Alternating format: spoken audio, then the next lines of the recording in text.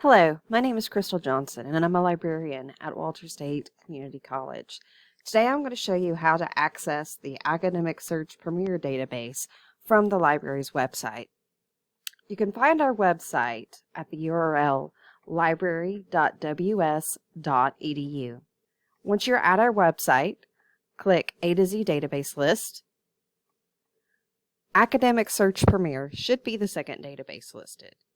You can also find it over here under Popular Databases. If you are accessing the databases from off-campus, you may have to enter in your eLearn username and password. If you're having issues accessing the databases, contact the library via email. Again, library@ws.edu. Now that we have reached the database for Academic Search Premier, Academic Search Premier is a multidisciplinary database. So while many of our databases cover a specific topic, such as psychology or history, education, or health sciences, Academic Search Premier has a little bit of everything. So it's a good place to start looking for academic articles if you're not really sure which database to pick. We're going to start looking for articles on workers' rights. That's our topic for right now. Now, when you are starting your search, it's important to think about the terms that you use. We're going to see workers' rights. We're going to see what these search terms give us. Make sure full text is checked down here under Limit Your Results. You may also check the peer-reviewed box if you only want peer-reviewed articles in your search. Peer-reviewed articles are the gold standard of information credibility because they have gone through a very rigorous process of review by experts in that field and are generally agreed upon to be well-researched and reliable.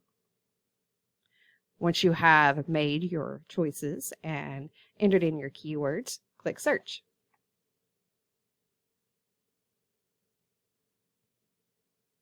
This will give you a list of articles. Here you'll notice we have over 1,200 academic journal articles. If you need to take off any of these search limiters, you can just click the X. If we took off peer-reviewed, that really jumps up the number of results we have, including videos, different periodicals, and news articles. So that's one way you can narrow this search down. Again, if you can do online shopping, you can use a research database. Think about your publication date. What time period are you looking at? Because workers' rights in 2020 were a lot different from workers' rights in 1920. So let's say we want from the last 10 years. That would be 2013 to 2023. Enter in your publication date and press Enter to update your results. You could also click a specific source type. An academic journal is a journal published in a specific academic field with the intent to inform and educate a larger community. You can also narrow down by subject. If you click Subject, you'll get a whole list of different subjects to choose from. Clicking Show More will give you even more subjects. You could also narrow it down by geography. So if we're just looking for articles that were published in the United States, or if we're looking at articles from China or Canada, you can click the appropriate geographical location. And notice, as you're looking at the results, that there are different words you could use because databases are very literal. Kind of like when you're using social media and you're using a hashtag, different terms or different words or even different characters will give you a different result. So if we did labor rights instead of workers' rights, and we looked at unions, let's see what comes up.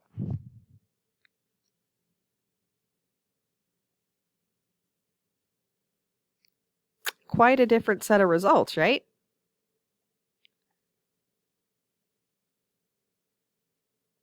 Now, if you want to go back to a previous search, you'll notice at the top, you have your search history. Search 1 is going to be your first search, and on and on.